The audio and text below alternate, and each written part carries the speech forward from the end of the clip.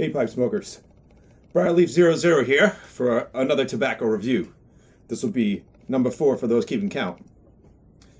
Today's featured tobacco is Dan Tobacco's Hamborger Veermaster, which I am currently smoking in my Savinelli Straight Cider Apple. Alright, before we get right into the bulk of the review, let's take a quick look at this blend up close. Okay, well, here's a look at the tin. Got some nice tin artwork of a sailing ship there. A rope going around the border. Very pleasant looking. And here's the blend itself. Now, one of the first things that jumped out to me when I first purchased this blend and cracked the tin was just how dry the flakes were. In fact, they were so dry that just removing them from the tin generally broke them all up. We're talking super dry stuff. I'll take a little bit here and kind of, you can see it really just, I just barely rub it and boom, it's just all very, very fine little ribbons.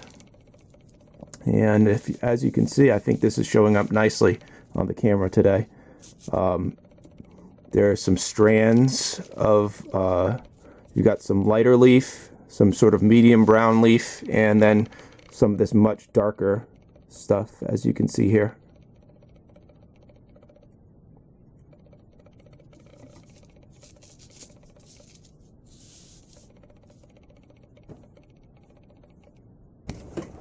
Okay, let's get down to the review. Now, before I start on the tasting notes, I want to say when I first opened this blend, this tin, there was a strong scent of chocolate. Now, whether that comes from a top note or from a fair portion of burley, I'm not sure, and I'm not going to guess either. Of course, it could be a chocolate note that's added, or burley itself generally has a chocolate flavor to it. And many blends that purport to be straight Virginia blends do have an element of burley in them, just to control burn rate or add body, etc. So I'm not sure which one it is, but it's certainly there. Okay, for the tasting notes, I don't have an awful lot to say about this one, because this is an extraordinarily straightforward blend.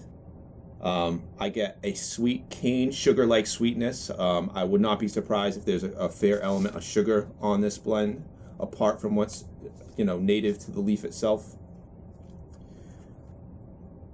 I get just a general sweetness with a very sort of generic, bland, and frankly boring Virginia flavor to go along with it. There's just not a lot here. I get no complexity with this blend. I get none of the citrus, hay, grassy notes that you get generally from lighter Virginias. It doesn't progress as the bowl goes down. It's just very sort of straight in a line from a first light to the very, very end. And, well, my own opinion on the flavor here is that there's just not enough to keep me interested. Now let's talk about the smokability. I do certainly get some what I would call tongue fatigue. Now that's not true bite, not a true chemical burn like tongue bite, but it is an irritation in the mouth and tongue, a dryness, generally fairly uncomfortable. It's something that I think comes kind of with the territory when smoking Virginias. They all kind of have a certain irritation factor, some more so than others, but this one is, I would definitely put it more towards the uncomfortable range. The strength, I'd say, is a mild to medium, and if you're not really acclimated to nicotine, you might interpret this one as medium. I would not be surprised if you did. The price is, for me, I think this is a very bad value. I think it's way overpriced. We're looking at almost $11 a tin for this one, for a 50-gram tin.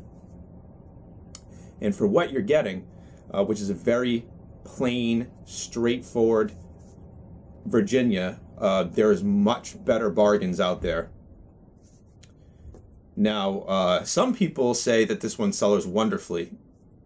I have my doubts, mainly because just of how dry it is in the tin. It's just extraordinarily dry, and I really do have my own personal reservations about just how well blends that dry will age over the years. Well, I've got a couple tins in the cellar, so I'll do an update video 8-9 years from now, and we'll go over it and see how it is.